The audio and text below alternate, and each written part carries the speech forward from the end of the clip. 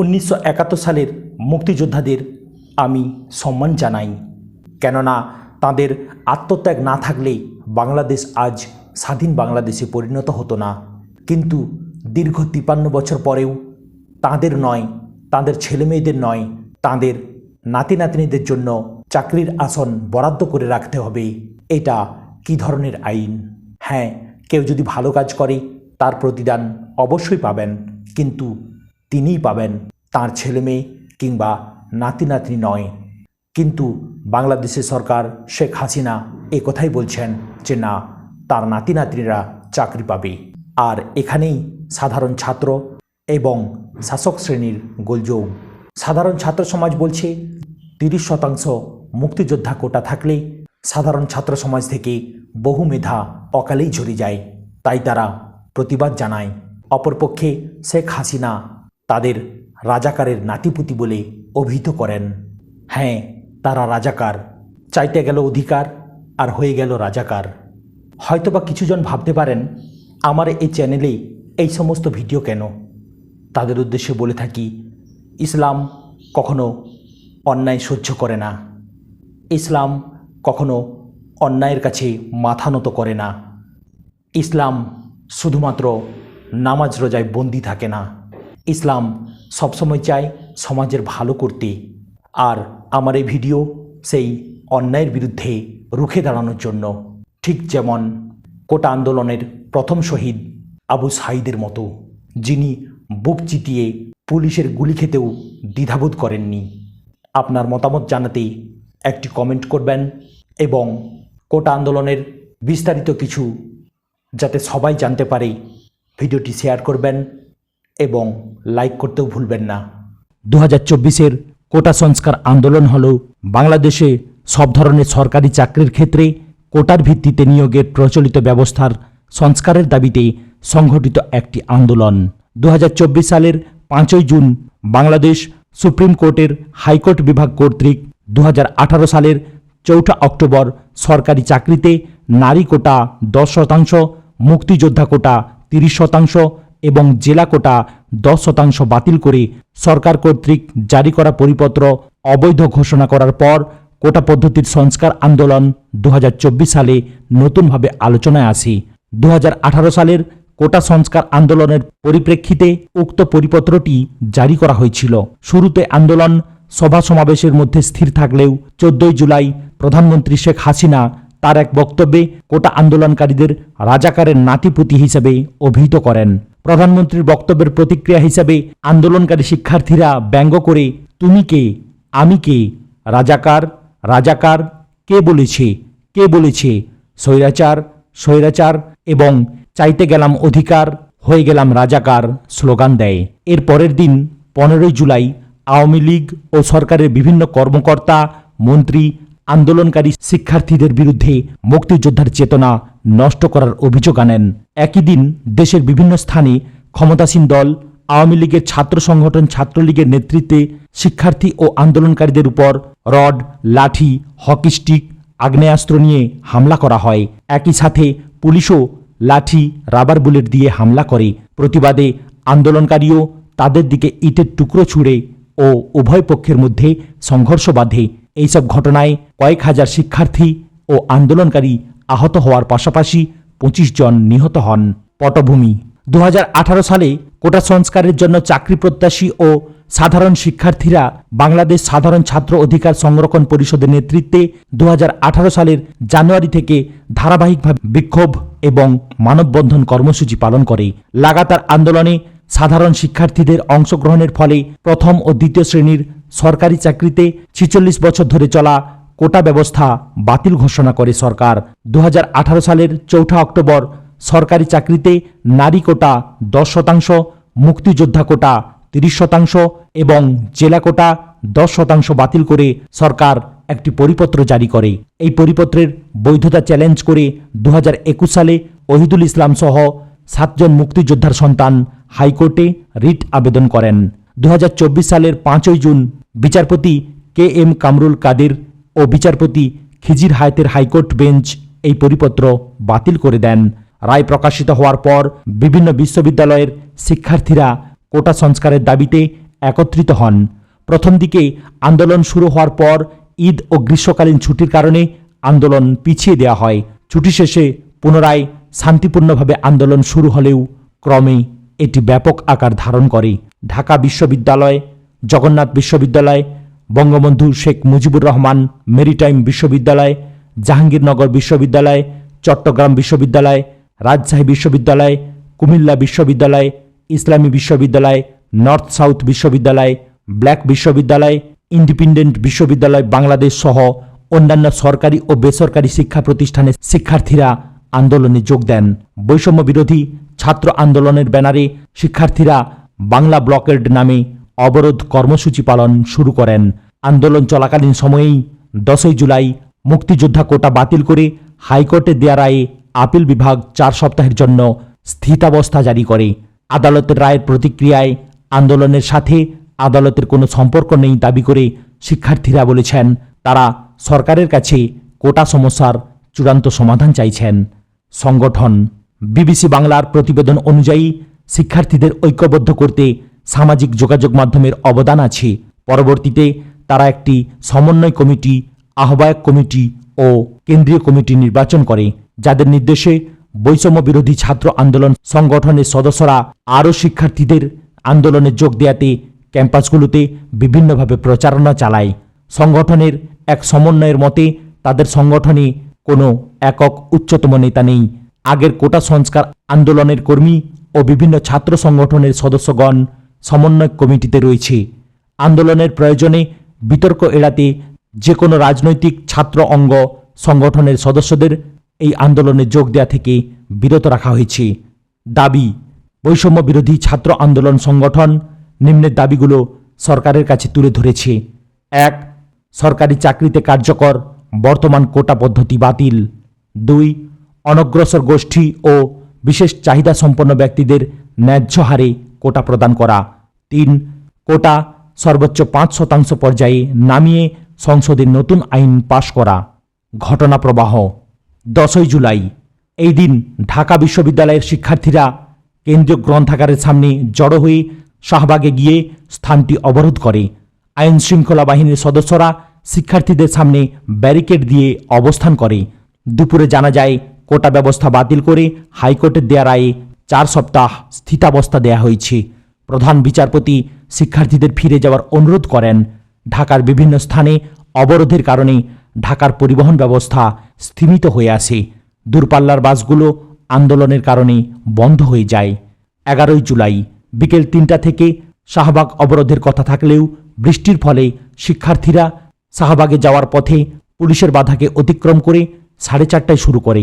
ঢাকা কলেজের শিক্ষার্থীরা পুলিশি বাধার ফলে পিছিয়ে যায় এবং ঢাকা বিশ্ববিদ্যালয়ের শিক্ষার্থীদের সাথে শাহবাগে জগন্নাথ বিশ্ববিদ্যালয়ের শিক্ষার্থীরা যোগ দেয়। শাহবাগ ছাড়া ঢাকার অন্যান্য স্থানগুলো আন্দোলনের প্রভাবমুক্ত ছিল।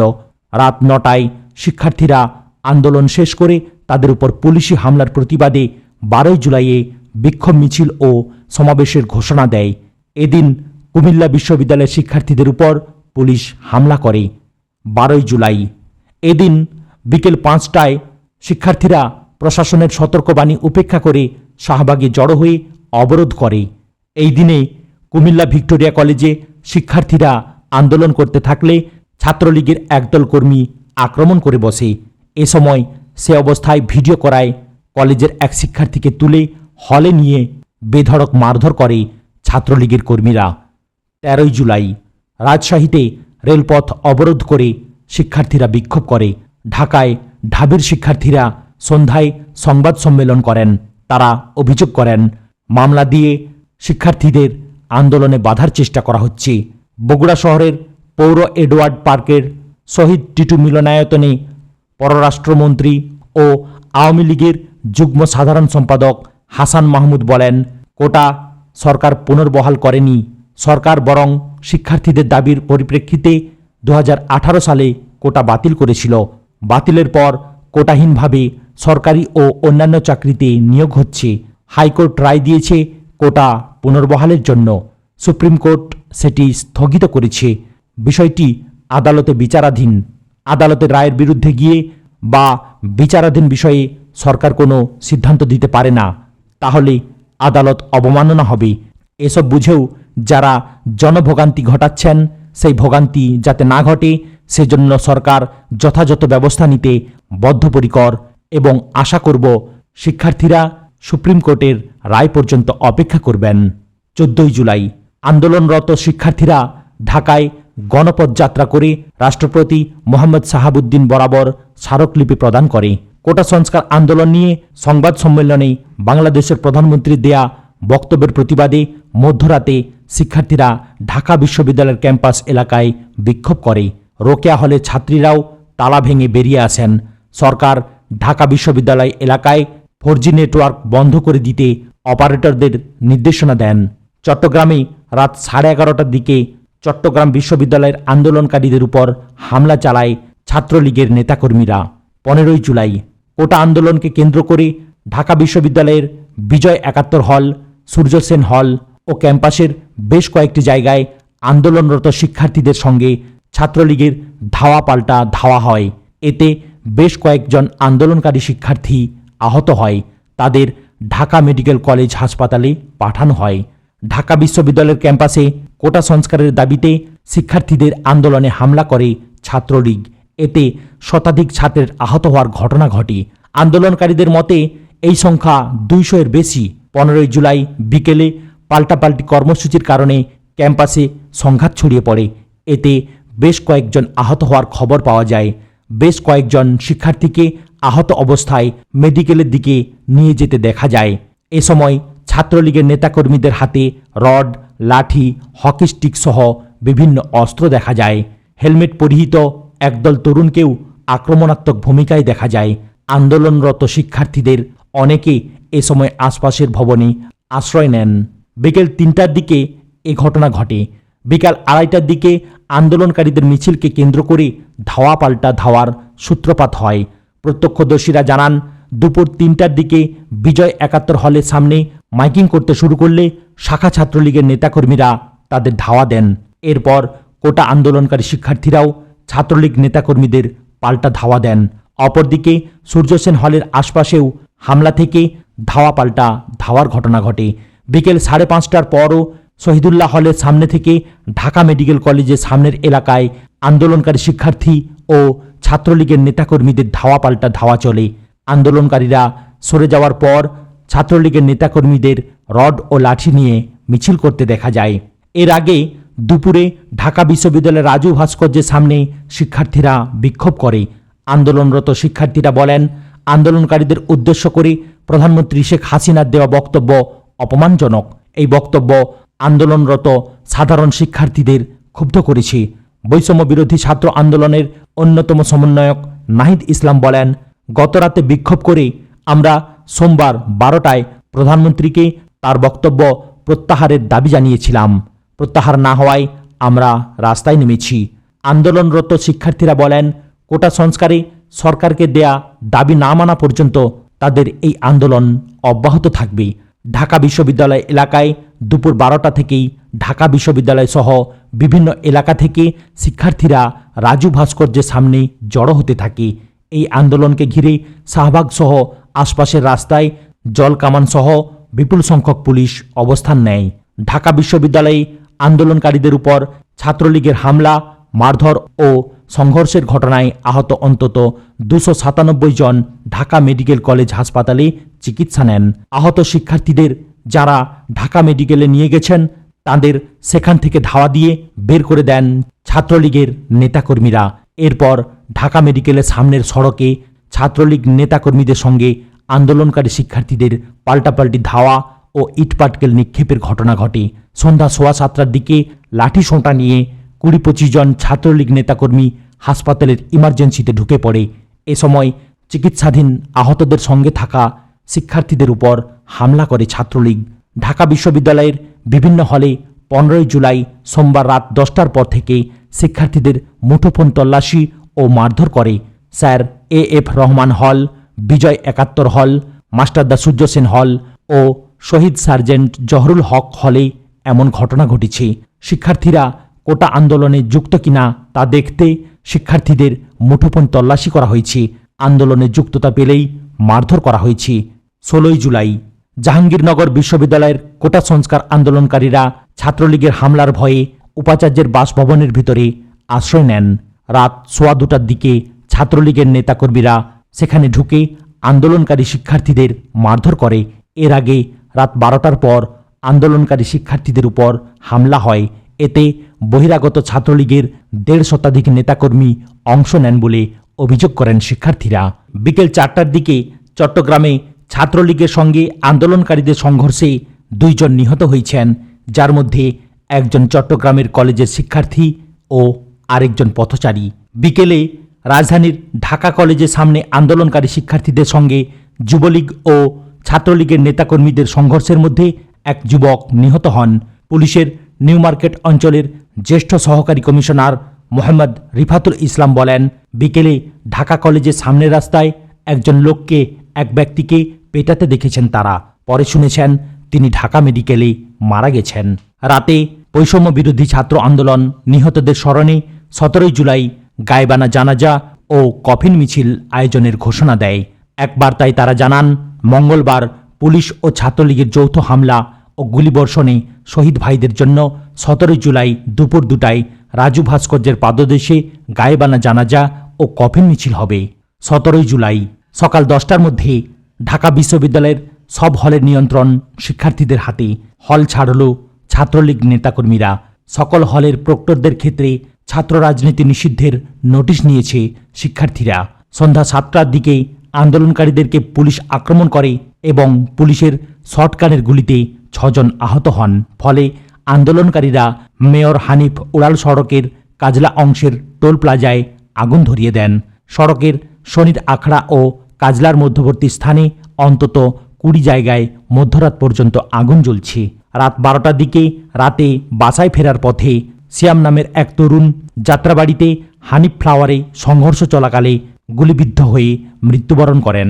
18 জুলাই সারা দেশে আজ কমপ্লিট শাটডাউন, জরুরি সেবা ছাড়া সব বন্ধের ঘোষণা। হতাহত 18 জুলাই 2024 অনুযায়ী ছাত্রলীগ এবং পুলিশের সম্মিলিত হামলা ও সহিংসতায় সারা দেশে 25 জনের অধিক নিহত হওয়ার খবর এবং 5 শতাধিক শিক্ষার্থীর আহত হওয়ার খবর পাওয়া যায়। নিহতদের শহীদ হিসাবে গণ্য করা হচ্ছে। প্রতিবেদন অনুযায়ী নিহতদের মধ্যে রয়েছে আবু সাইদ, মোহাম্মদ ফারুক, ওয়াসিম আকরাম, ফাইসাল আহমেদ শান্ত, মোহাম্মদ শাহজাহান, সবুজ আলী, সিয়াম, অজ্ঞাতনামা 1, অজ্ঞাতনামা 2, দীপ্ত দে, দুলাল মাতবর, ফারহান ফাইয়াজ, ইয়ামিন, মোহাম্মদ জিল্লুর শেখ এবং হাসান মেহেদি। প্রধানমন্ত্রী শেখ হাসিনা 14 জুলাই 2024 তারিখে কোটা নিয়ে গণভবনে বলেন, মুক্তিযোদ্ধাদের নাতিপুতিরা না পেলে তাহলে কি রাজাকারের নাতিপুতিরা পাবে? আমার প্রশ্ন দেশবাসীর কাছে, রাজাকারের নাতিপুতিরা চাকরি পাবে, মুক্তিযোদ্ধারা পাবে না, অপরাধটা কি?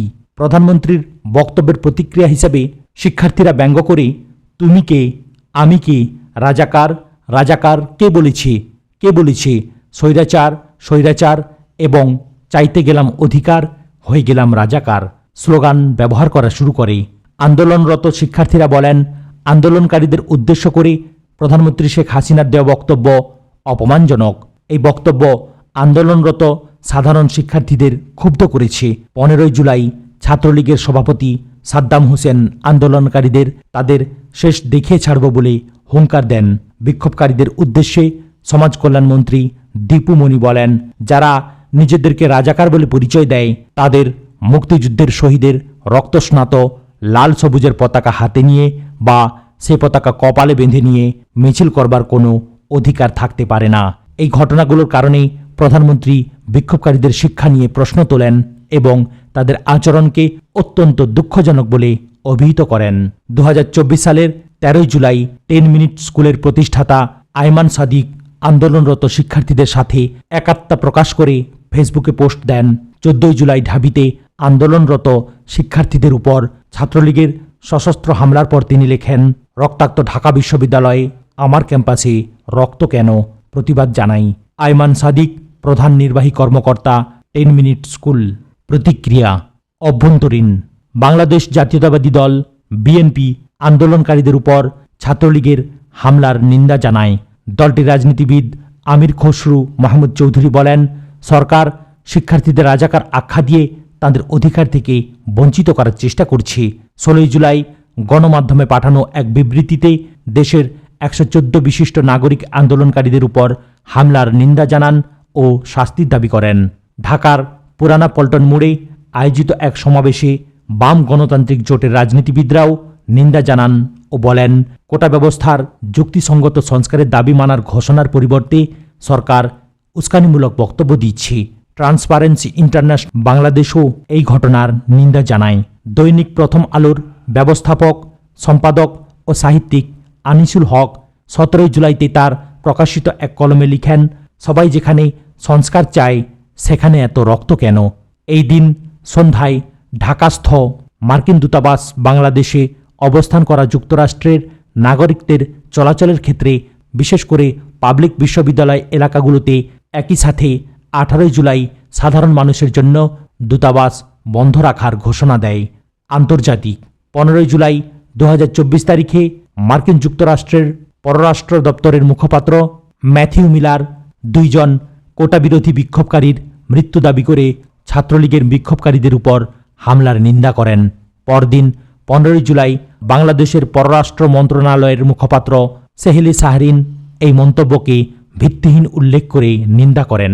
16 জুলাই জাতিসংঘ মহাসচিবের নিয়মিত প্রেস ব্রিফিংয়ে মুখপাত্র স্টেফান ডুজারিক বলেন, গভীরভাবে পরিস্থিতি পর্যবেক্ষণ করছে। একই সাথে তিনি যে কোনো হুমকি ও সংঘাত থেকে প্রতিবাদকারীদের রক্ষা করার উদ্যোগ নিতে সরকারের প্রতি আহ্বান জানান। 17 জুলাই জাতিসংঘের মানবাধিকার বিষয়ক হাই কমিশনার ভলকার টুর্ক এক্সে প্রকাশিত এক বার্তায় বিক্ষোভরত শিক্ষার্থীদের সঙ্গে আলোচনায় বসতে বাংলাদেশ সরকারের প্রতি আহ্বান জানান। অল ইন্ডিয়া স্টুডেন্টস অ্যাসোসিয়েশন বাংলাদেশে ছাত্র বিক্ষোভের সাথে তাদের সংহতি প্রকাশ করেছে। সারা বাংলাদেশে শাটডাউন ঘোষণার ফলে 18 জুলাই দুপুর 11:30টার দিকে বাংলাদেশে অবস্থিত মার্কিন দূতাবাস তাদের কার্যক্রম বন্ধ ঘোষণা করে।